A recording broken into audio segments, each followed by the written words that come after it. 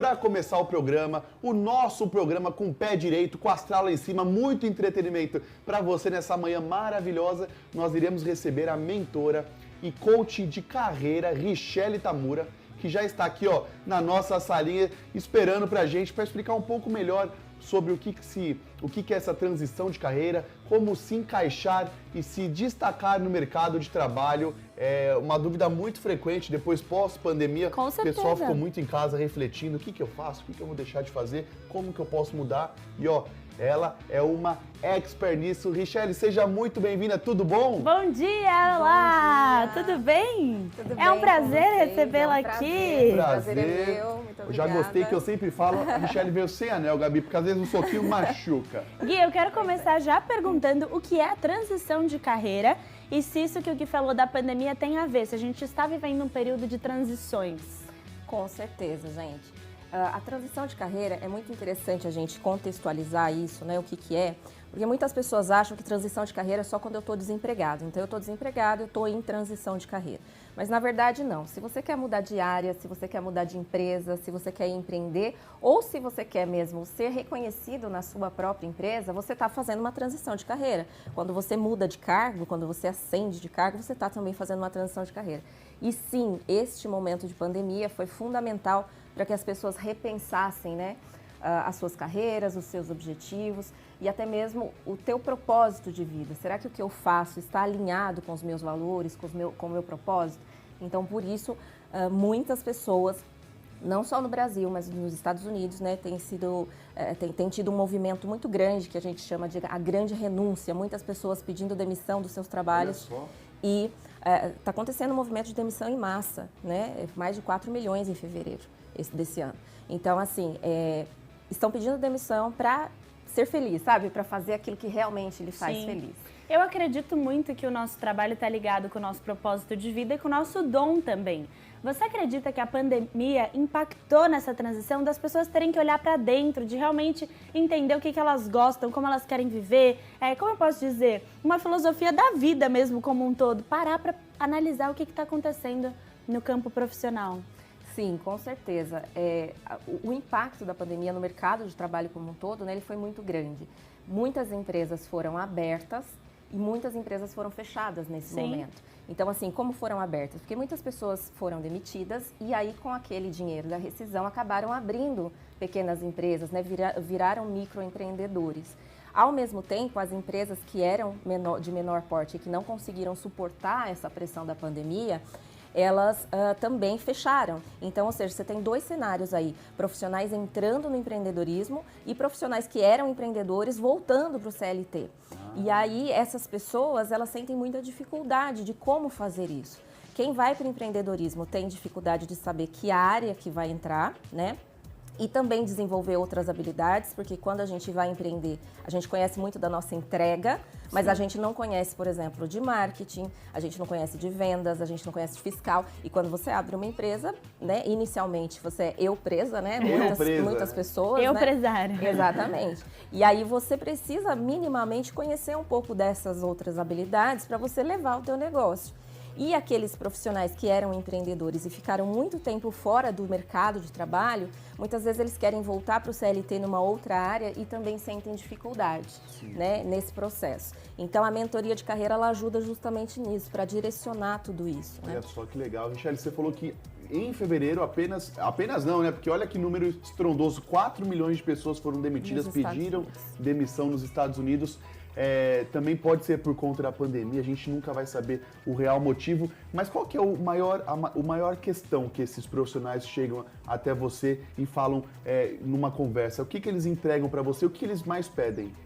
Então, na verdade, os profissionais, quando eles vêm até me procurar na mentoria, eles estão se sentindo desvalorizados, né? Estão se sentindo sem um rumo a seguir, ou realmente, né, como a gente estava falando, esse processo onde as pessoas ficaram em home office, né, e começaram a repensar a sua vida, e muito mais pelo fato do seguinte, né, nós sabemos que nós não somos imortais e que a vida é breve, mas a pandemia, ela trouxe isso pra gente de uma forma muito impactante. Essa reflexão que eu disse, né? Exato. A gente foi obrigado a olhar para dentro e ficar ali com os nossos medos, inseguranças, com as nossas questões dentro de casa, né? E aí você começa a perceber por quanto eu estou vendendo meu tempo.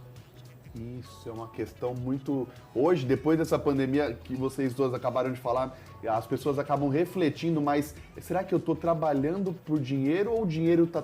Né? Essa questão mais pensativa, e as pessoas, se você acha que estão deixando de querer sempre em busca incansável, insaciável pelo dinheiro, e sim agora pela felicidade? Sim, as pessoas não querem mais ser felizes só no final de semana, né? Sabe aquela coisa do domingo à noite você ficar naquela angústia porque vai começar a semana? Sim. E na sexta você ter aquele alívio porque é o final de semana? Tudo bem, mas assim, final de semana são 2 dias, né? Então, assim, quando você vai fazer uma reflexão sobre a sua vida, você não vê os seus filhos crescerem, né? Você tem uma série de coisas. Então, é justamente nessa reflexão.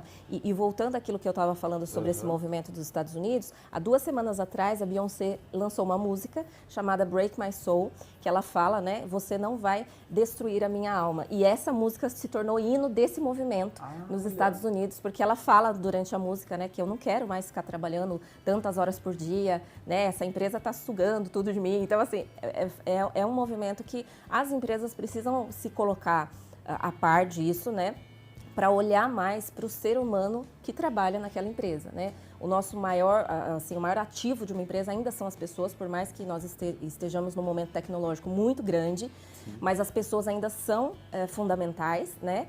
E cada vez mais as empresas precisam olhar para essas necessidades que que vão muito além da parte técnica do trabalho, mas que precisa ter um propósito envolvido, né? Com certeza. Sim. E, Richelle, me fala uma coisa. A gente falou sobre a transição de carreira. Para o pessoal que está nos assistindo, que quer uma nova entrevista de emprego, entrar em outra área, você tem alguma dica para ajudá-los? Sim, na entrevista de emprego, o grande segredo assim, para você se destacar numa entrevista é você estar muito alinhado com a descrição da vaga. Né? Não adianta você querer, de repente, entrar numa vaga ou num cargo que não esteja de acordo com as suas habilidades. Né? Primeiro que provavelmente você nem vai para a entrevista porque isso já é filtrado lá no currículo.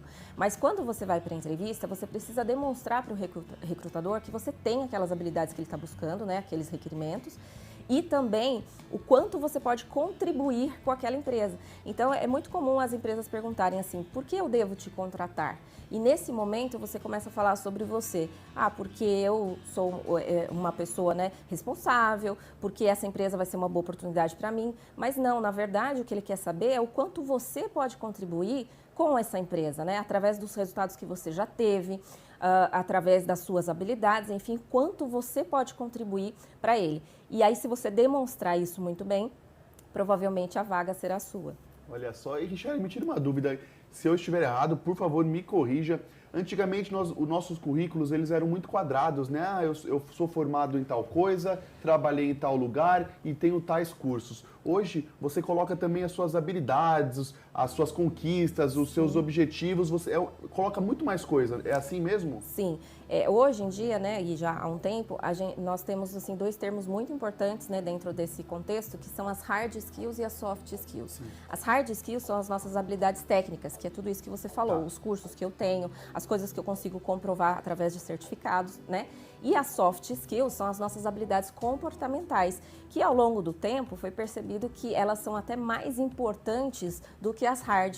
Porque as hard skills você consegue desenvolver o profissional, você consegue pedir para ele fazer um curso ou a empresa prover isso para ele, ok.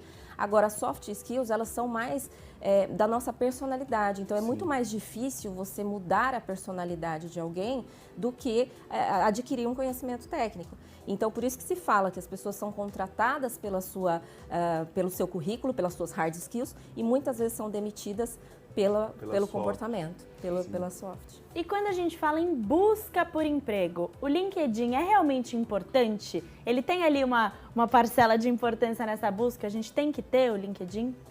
LinkedIn, na verdade, é essencial, não só na busca de emprego, mas para a sua empregabilidade. O que é empregabilidade? É a sua capacidade de se manter empregável, independente da empresa que você esteja hoje.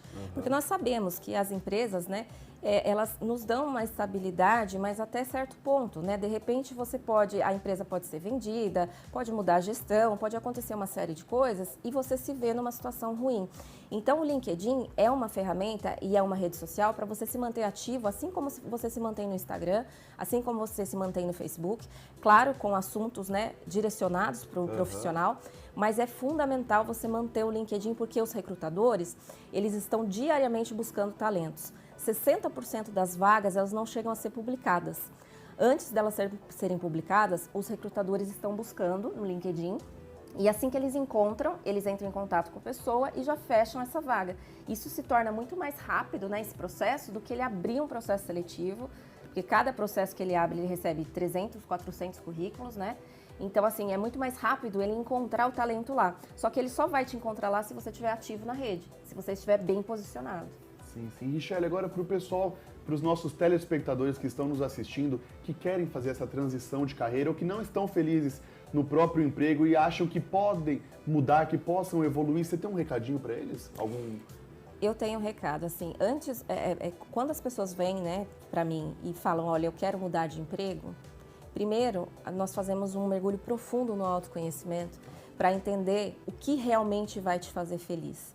Porque não adianta também, muitas vezes, você mudar de um lugar para outro e você levar aquela insatisfação com você. Muitas vezes, aquilo que te faz insatisfeito é inerente à área, por exemplo. Então, independente da empresa que você for, você vai encontrar aquela situação. E aí, nesse momento, eu oriento a mudar de área e não de carreira, e não de empresa. Sim, sim. Porque às vezes a pessoa quer mudar de empresa achando que vai resolver o seu problema, mas na verdade, ela vai levar o problema com ela se ela realmente não souber o que está acontecendo. E já peguei casos também que o problema, né, esse vazio que a pessoa sentia, não estava exatamente na área profissional. E de repente ela acha que mas aí quando ela vai avaliar profundamente, ela vê que existem outras coisas envolvidas. Porque, como eu digo, né, nós somos seres sistêmicos, então não tem como dividir vida pessoal de profissional.